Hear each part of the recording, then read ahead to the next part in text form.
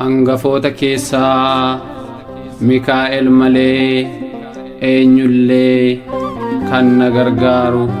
hin jiru. Raajii Daani'el boqonnaa 10 lakkoofsa 21.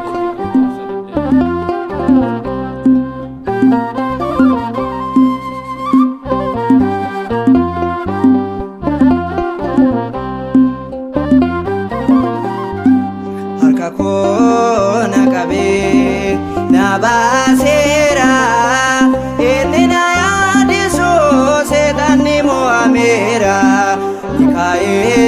Mikael jedetan wamade pena konda formatan argade kona kabe na basera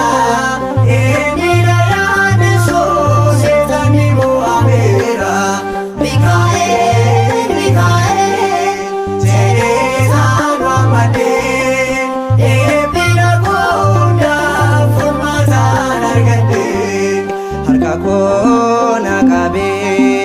na basera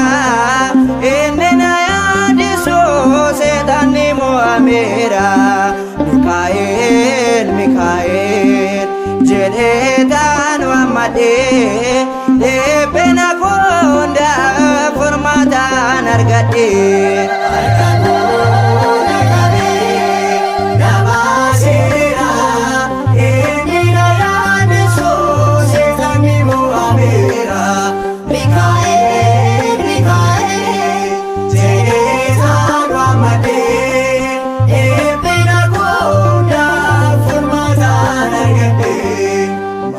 Batan anjene wamena korati talaya dua kona kabu fikati jirenya tinaf jijire kana edeniko tasan ran fagande Mikael ganko akakona kabe nabasera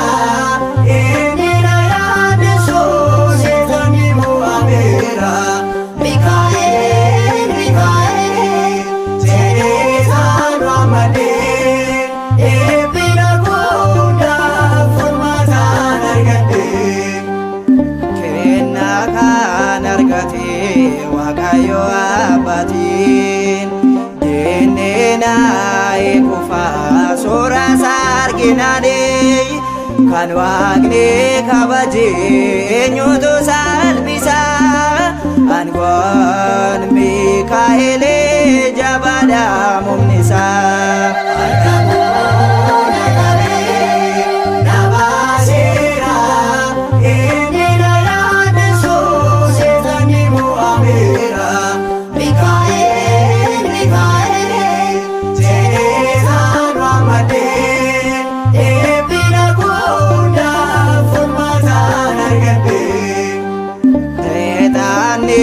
Rakiser gama fakati